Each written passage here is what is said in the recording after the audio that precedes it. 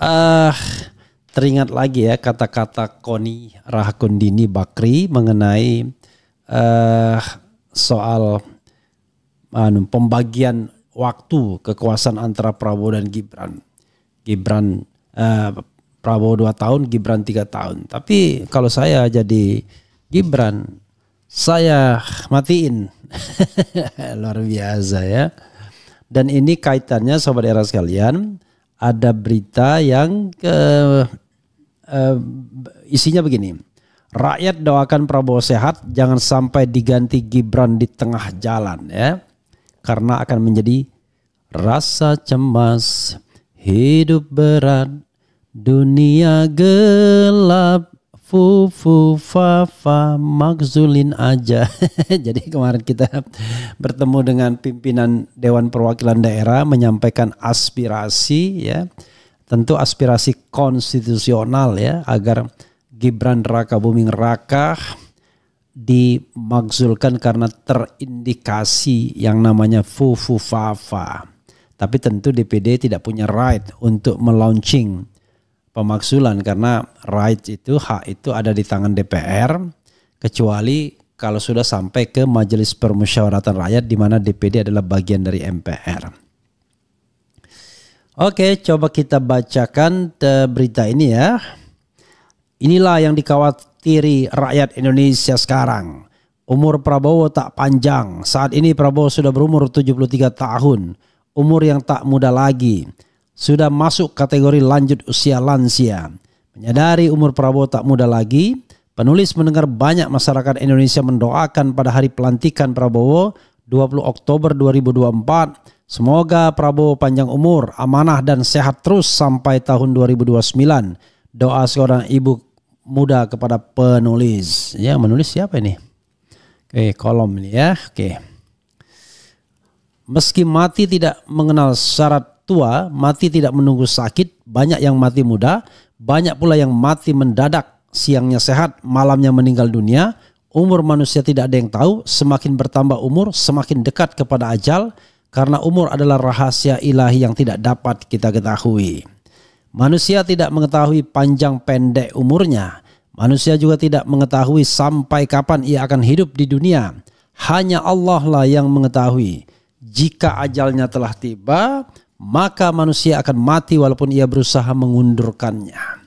Dan jika ajalnya belum tiba, manusia tetap tidak akan mati walaupun ia berusaha mempercepat kematiannya. Allah Subhanahu wa taala berfirman, tiap-tiap umat mempunyai batas waktu. Maka jika telah datang waktunya, mereka tidak akan dapat mengundurkannya barang sesaat pun dan tidak dapat pula memajukannya. Quran surat Al-A'raf ayat 34. Rakyat sadar betul bila Prabowo berhalangan tetap, menurut konstitusi Gibranlah yang akan menggantikan Prabowo. Sementara mayoritas rakyat tidak menghendaki Gibran menjadi presiden. Itulah alasan ibu muda tadi berdoa untuk kesehatan Prabowo. Pencalonan Gibran penuh dengan kontroversi, hasil dari mengutak-atik konstitusi. Sebagai anak haram konstitusi, rakyat kebanyakan tak rela punya presiden seperti Gibran. Saat pencalonan Gibran sebagai calon wakil presiden baru berumur 37 tahun. Sementara konstitusi mensyaratkan presiden dan wakil presiden berumur paling rendah 40 tahun. Gibran berusia 36 ya waktu mencalonkan diri. Belum lagi Gibran diisukan pecandu narkoba. Meski belum ada bukti, kabar itu telah lama mengemuka sebelum Pilpres 2024. Rakyat khawatir Indonesia tambah rusak setelah 10 tahun sendi-sendi kehidupan berbangsa dan bernegara dirusak oleh Jokowi yang tak lain bapaknya Gibran. Ditambah pendidikan Gibran tak jelas, sama persis dengan bapaknya. Ada yang bilang Gibran hanya lulusan SMP. Ada pula yang menyebut Gibran hanya lulusan SMA. Padahal Indonesia banyak profesor dan doktor. Orang-orang berpendidikan tinggi dan jelas rekam jejaknya. Ini pula yang bakal memicu hura-hura politik bila huru-hara politik bila Prabowo berhalangan tetap. Rakyat tak sudi punya presiden yang melanggar konstitusi. Akan terjadi penolakan rakyat besar-besaran. Prabowo berhenti di tengah jalan dan diganti Gibran. Itulah skenario yang disiapkan Jokowi. Sekarang menurut kabar sedang berlangsung cipta kondisi agar pergantian Prabowo oleh Gibran berjalan mulus. Rakyat berdoa semoga Prabowo sehat dan panjang umur. Setidaknya Prabowo dapat menyelesaikan periode pertamanya sampai 2029 dengan baik. Amin. Amin itu dia yang nulis ya, bukan saya yang mendoakan. Rakyat sudah amat menderita. Ditambah skenario hura-hura politik oleh Jokowi. Huru-hara bukan huru. Tentu rakyatlah yang pertama menderita sementara elit politik sibuk dengan perebutan kekuasaan dan perebutan kekayaan alam Indonesia. Bandung 25 Rabiul Akhir 1446. Tanggal 28 Oktober 2024. Tarmizi Yusuf, kolumnis. Luar biasa. Ya sahabat era sekalian, ada juga berita bahwa Prabowo itu akan keluar negeri. Maka ya Prabowo keluar negeri pekan depan, kendali pemerintahan dipegang oleh Gibran ya. Luar biasa ya. Menteri Sekretaris Negara Mensesnek Prasetyo Hadi mengatakan Presiden Prabowo Subianto akan menghadiri sejumlah undangan di luar negeri pekan depan. Prabowo keluar negeri minggu depan, ujar Prasetyo saat ditemui di Istana Negara Jakarta Selasa. Prasetyo menjelaskan sebagai kepala negara Prabowo harus memenuhi undangan yang datang kepada dirinya. G20 akan dihelat di Brasil sementara APEC di Peru. Kan ada undangan, ada G20, ada APEC. Sebagai kepala negara ya pasti beliau kan harus hadir, ucapnya. Prasetyo menyebut Wapres Gibran Rakabuming Raka otomatis akan memegang kendali pemerintahan selama Prabowo kunjungan kerja ke luar negeri. Ya pasti dong, kan aturannya pasti begitu, ucapnya. Iyalah pasti akan mengeluarkan surat, imbuh Prasetyo.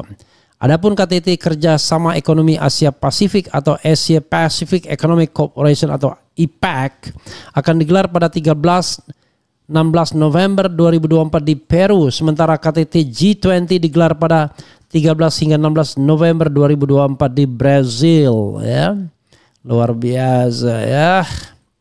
Kalau cuma keluar negeri pakai pesawat negara adalah duitnya. Tapi untuk mensejahterakan rakyat, itu masih lama ya. Jadi kita biayai dulu lah penggawa-penggawa negara ini untuk berpergian ya. Jadi sahabat era sekalian, yang jelas tidak akan seperti hubungan antara Jokowi Ma'ruf Amin, di mana Ma'ruf Amin orang yang tidak punya ambisi setelah itu. Dan itulah maksud Jokowi mengambil Ma'ruf Amin agar tidak ada orang yang kemudian menjadi rivalnya. Tapi kondisi ini berbeda dengan Prabowo Gibran Rakabuming Raka. Kalau skenario-nya mulus ya, Gibran tetap akan menjadi wakil presidennya Prabowo Subianto.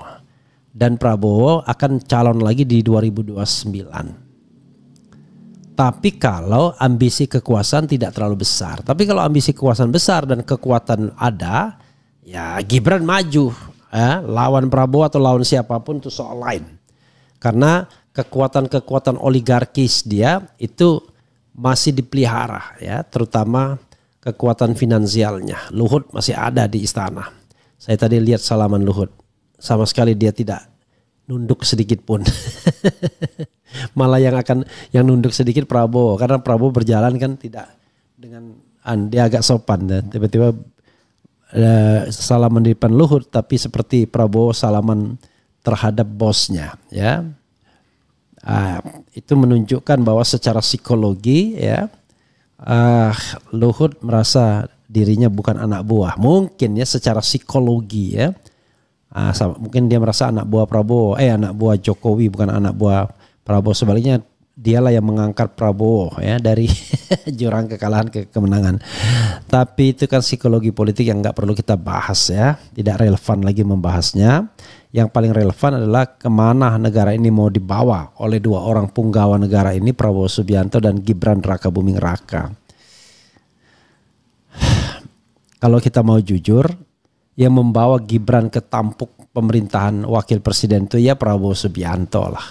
Kan dia yang punya kandidasi yang menjadi calon. Kok kemudian tiba-tiba orang hanya menyalahkan Gibran Raka Buming Raka. Kan kalau tidak diambil dibawa Prabowo kan tidak mungkin Gibran. Jadi kalau saya lihat ya dua-duanya adalah satu paket ya.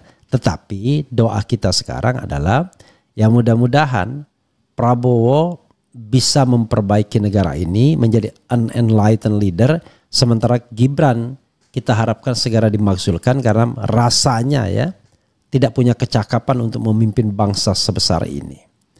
Ya, model pemerintahannya ya kayak Mulyono aja, yang kerjanya memecah-mecah belah dan kemudian mengumpulkan para relawan, mengumpulkan para buzzer untuk membackup kampanye media sosial dia. Jadi kalau presiden masih membutuhkan kampanye media sosial dari pendukung-pendukung presiden yang nggak percaya diri. Saya berharap Prabowo membubarkan segala relawan-relawan yang mengatasnamakan Prabowo. Apapun, tidak boleh Pak Prabowo. Ya, Anda harus percaya diri. You are the President of Republic of Indonesia. Ya, you have authority, all authorities. Karena itu, you have a power. Ya, karena itu, ya tidak perlu menggunakan agen-agen di luar negara, ya, apalagi kelompok-kelompok preman.